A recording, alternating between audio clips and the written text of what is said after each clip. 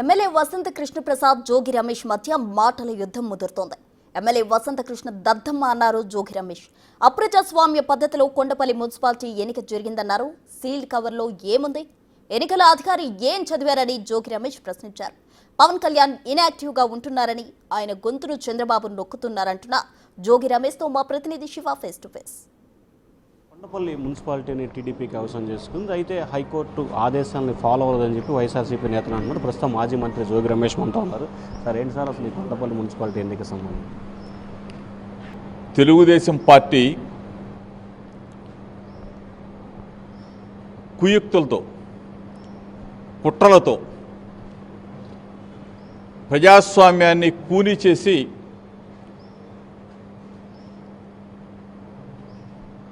మేమేదో గెలిచాం అని చెప్పేసి ఒక కవర్ తీసుకొచ్చి కోర్టు నుంచి తీసుకొచ్చామని చెప్తాం. కోర్టు నుంచి తీసుకొస్తే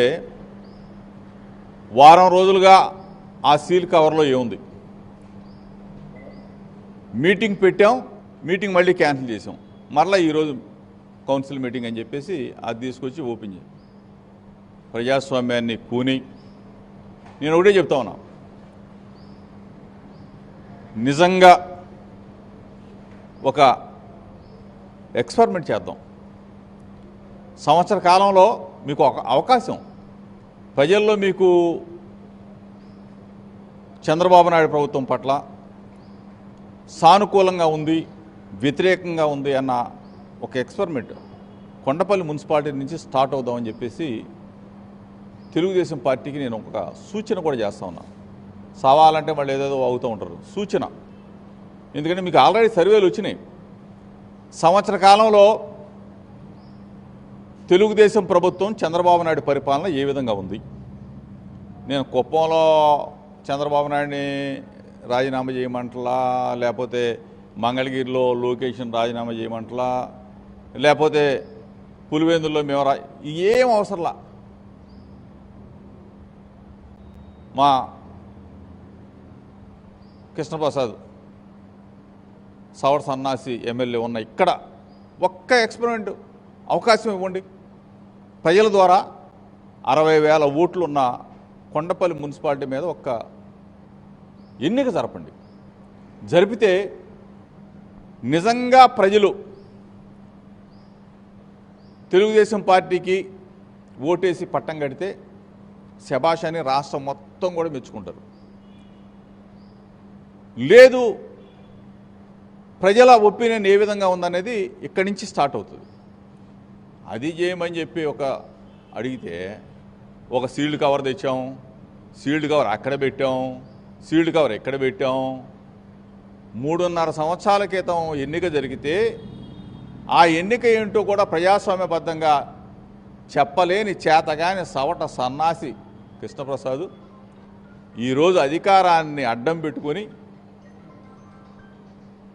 అధికారం ఉంది కదా అని చెప్పేసి ఎవరినో ఆ సీల్డ్ కవర్ తీసుకొచ్చి తెలుగుదేశం పార్టీకి అనౌన్స్ చేశారు. ఓకే, కాదని అంటలా. మేము మా కౌన్సిలర్ అందరం కూడా ఒక మాట చెప్తాను, కోర్టు తీర్పు ఏ విధంగా ఉంది, ఆ కోర్టులో ఆ సీల్డ్ కవర్లో తీర్పు ఏం చెప్పింది, అది చేయవా అంటే నేను వెళ్ళిపోవాలా, నేను ఎక్కడికో వెళ్ళిపోవాలా, చైర్మన్ అధికారం ఉంది కదా అని చెప్పేసి నువ్వు ఈరోజు నీ ఆటలు సాగుతూ ఉన్నాయి.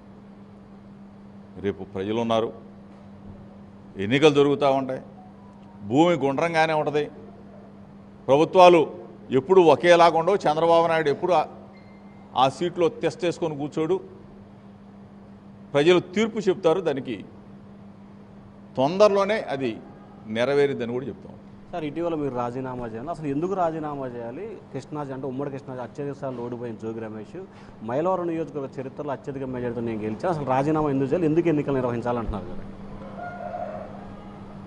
164 సీట్లలో వీడు కృష్ణప్రసాద్ ఒక బుడంకాయ, అర్థమైందా? 175 సీట్లలో 164 కూటమి ప్రభుత్వం గెలిచి దాంట్లో ఒకడు, దాంట్లో చాలామందికి లక్షల మెజార్టీ వచ్చింది. నిన్ను చూసి ఓటేశారా? నేనేం చెప్పాను? మరి బుర్ర తక్కువ ఎదవా వినమని చెప్పా. నీకు పార్టీ వద్దురా బాబు, నాకు పార్టీ వద్దురా, నువ్వు చంద్రబాబు నాయుడు ఒప్పించు, నేను జగన్ గారిని ఒప్పిస్తాను రా బాబు, మన ఇద్దరం ఇండిపెండెంట్గా పోటీ చేద్దాం రా బాబు అని చెప్పి నేను చెప్తే నేను అక్కడికి వెళ్ళి పోటీ చేస్తా. నీకు అంత పుడింగాడివైతే నువ్వు నందిగాంలో ఎందుకు ఓడిపోయావు? నందిగాంలో నీకు ఎందుకు ఓడిపోయావు? మేము మా జగన్ అన్న నీకు భిక్ష పెట్టాడు. రాజకీయ భిక్ష పెట్టింది ఎవరంటే నువ్వు దండం పెట్టుకోవాల్సిన మొట్టమొదటి వ్యక్తి జగన్మోహన్ రెడ్డి గారికి నమస్కారం చేసి ఆయన కాళ్ళు గడిగి నెత్తిని. నీకు ఎమ్మెల్యే భిక్ష పెట్టింది వైఎస్ఆర్ కాంగ్రెస్ పార్టీ రా బాబు, ఫ్యాన్ గుర్తురా బాబు. అది కూడా తెలుసుకోలేకుండా నువ్వు ఇష్టం వచ్చినట్టు నోరు బారేసుకుంటే ఎట్లా? నువ్వు నందిగాంలో నీకు సీట్ ఇస్తే నువ్వు గెలిచావా? నందిగాంలో నిన్ను ప్రజలు అక్కడ గెలిపించారా? ఇక్కడ మా జగనన్న నిన్ను సీట్ ఇచ్చాడు, బీఫామ్ ఇచ్చాం, ఫ్యాన్ గుర్తు ఇచ్చాం, మైలవరం ప్రజలు ఓటేసి వైఎస్ఆర్ కాంగ్రెస్ పార్టీ తరఫున నీకు రాజకీయ భిక్ష పెట్టింది, ఎమ్మెల్యే అని పదవి ఇచ్చింది వైఎస్ఆర్ కాంగ్రెస్ పార్టీ.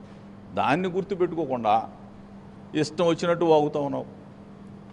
ప్రజలు నిన్ను చూసోడేలా. ఇక్కడ 164 మంది గెలిచినవాడు నువ్వు అక్కడవే. 164 మంది గెలిస్తే అందులో చాలామంది గెలిచారు, పార్టీలు మారిన వాళ్ళు గెలిచారు, ముక్కు మొహం లేని వాళ్ళు గెలిచారు. ఎట గెలిచారో వాళ్ళకే తెలియాల. అంతేగాని నువ్వేమే కొత్తగా లేకపోతే అందరూ ఓడిపోతే నువ్వు ఒక్కడవే గెలవాలా. ఇది గుర్తుపెట్టుకోమని చెప్పేసి కృష్ణప్రసాద్ చెప్తా ఉన్నా. సార్, వెన్నుపోటు దినం రోజు మీరు హామీలు అమలు చేయబోతే అవసరమైతే చంద్రబాబు ఇంటికి వెళ్తా ఉన్నారు. మరొకసారి చంద్రబాబు ఇంటికి వెళ్తే జోగి రమేష్ ఈపు బగలగొట్టి ఇల్లు నేలమట్టం చేస్తామంటున్నారు. ఇంకోటి కూడా అన్నట్టున్నాడు, ఏదో చంద్రబాబు నాయుడు గారు ఆదేశిస్తే ఇల్లు. చంద్రబాబు నాయుడు ఆదేశించడం ఏంటారు? తిక్కలేదవా. నా కడుపు కాలితే, ప్రజల కడుపులు కాలితే, ప్రజలకు ఇచ్చిన హామీలు నెరవేరకపోతే ప్రజల్లో నుంచి వ్యతిరేకత వ్యక్తమవుతుంది. నీ సూపర్ 6 ఏమని చెప్పేసి మేమందరం అడుగుతూ ఉంటే ఆ సూపర్ 6 హామీలు అమలు చేయకపోతే చంద్రబాబు నాయుడు గారి ఇల్లు ముట్టదిస్తాం, అసెంబ్లీ ప్రతిపక్షం మేము ప్రజల పక్షాన పోరాడాల్సిందే కదా. నువ్వు హామీ ఇచ్చావు, నువ్వు మేనిఫెస్టోలో పెట్టావు, నీ సూపర్ 6 గురించి మేము అడుగుతాం. సంవత్సరం అయిపోయింది, నువ్వు సంబరాలు చేసుకుంటున్నావు. సంబరాలు చేసుకుంటున్నప్పుడు మా సూపర్ 6 ఏమైందని ప్రజలు అడుగుతూ ఉన్నారు. ప్రజలు అడిగిన దానికి ప్రతిపక్షంగా మేము వాళ్ళ పక్షాన మేము పోరాడాలా? ఇది మా బాధ్యత. చంద్రబాబు నాయుడు గారి ఇల్లు ముట్టడిస్తాం, లేదంటే అసెంబ్లీ ముట్టడిస్తాం, ఇది మా బాధ్యత. ప్రతిపక్షంగా మా బాధ్యత. ప్రజలకు నువ్వు ఇచ్చింది హామీ నెరవేర్చకపోతే ప్రజల పక్షాన మేము పోరాటం చేస్తాం. దానికి చంద్రబాబు నాయుడు ఇల్లా లేకపోతే ఇంకోటిలా మేము చూడం కదా.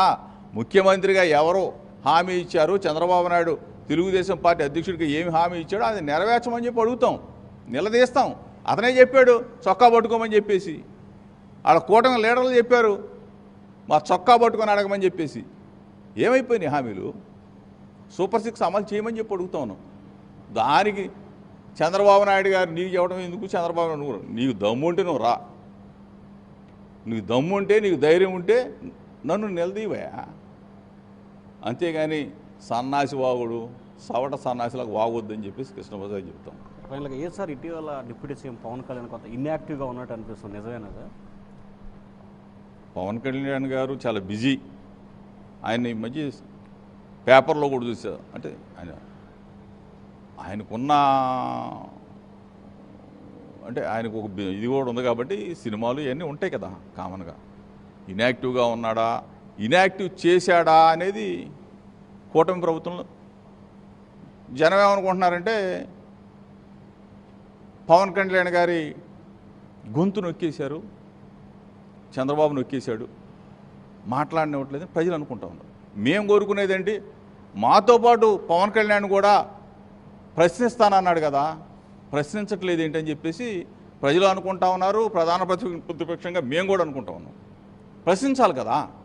సూపర్ 6 ఇస్తా అన్నాడు, భాగస్వామి ఆయన, ఎందుకు ఇవ్వలేదు చంద్రబాబు నాయుడు అని చెప్పేసి ముఖ్యమంత్రి పీఠంలో ఉన్న చంద్రబాబు నాయుడు నిలదీయాలి కదా. ఆ పక్కన కూర్చున్న పవన్ కళ్యాణ్ గారు